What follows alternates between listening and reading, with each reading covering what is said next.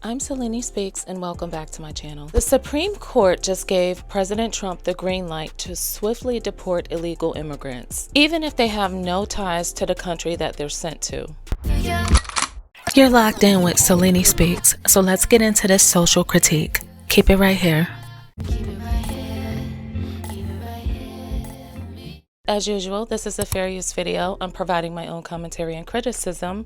Let's get started. Let's quickly talk about what a third country is. A third country is any nation that is not the illegal immigrant's country of origin, and it's not the country of where they're seeking refuge or asylum. For example, if a person is from El Salvador but they fled to the United States to seek refuge or asylum, the United States would be their second country, and the third country would be the country of where the government chooses to deport them, even if it's not their original homeland. So for the most part, in a 6-3 decision, the Supreme Court, or SCOTUS, just sided with the Trump administration, allowing it to resume this controversial policy of deporting illegal immigrants to third countries, including unstable nations like South Sudan or Guatemala. The Supreme Court paused a lower court order that protected migrants from being deported to third-party countries. The order required the U.S. to notify migrants where they'd be sent and let them challenge it if they felt they would face danger. The Trump administration argued the rule was delaying thousands of deportations with red tape.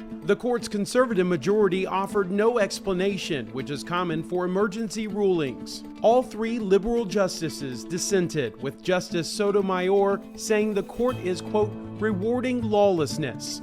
The pause now allows fast-track deportations to continue for now. And I'm pretty sure you're wondering who can be sent to a third country. This applies to illegal immigrants who cannot be returned to their home countries, either because of war, political violence, or the country refuses to take them back. In that case, the U.S. government has the power to send them to any country that agrees to accept them. And under this latest ruling by the Supreme Court, there is no requirement to give notice or allow legal challenges. In fact, the Supreme Court says that these deportations to third countries can happen immediately, skipping the traditional due process altogether. And of course, the Supreme Court is the highest court of the land, and its rulings are typically final.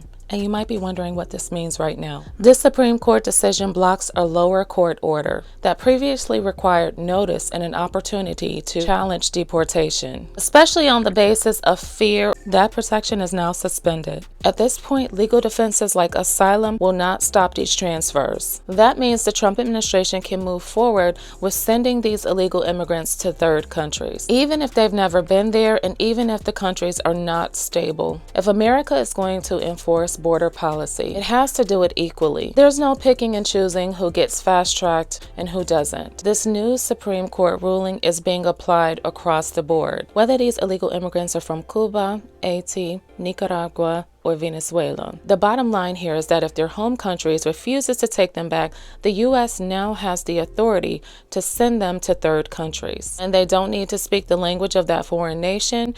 They will just be sent there. So every illegal immigrant is now subject to the same standard. And for once, that standard is not selectively enforced. We saw all the preferential treatment that the Cubans have been traditionally given in the United States, especially under the Cuban Adjustment Act. And that was just an example. But now that we see many of these protections are being diminished, every illegal immigrant is being treated accordingly, and they will be fast-tracked to these countries under the Trump administration. If you are a person who's thinking about trying to come here illegally, I would not step foot in the United States under the Trump administration. So now I want to know what you think. Do you think that this new Supreme Court ruling is fair, or do you feel that it's crossing a humanitarian line?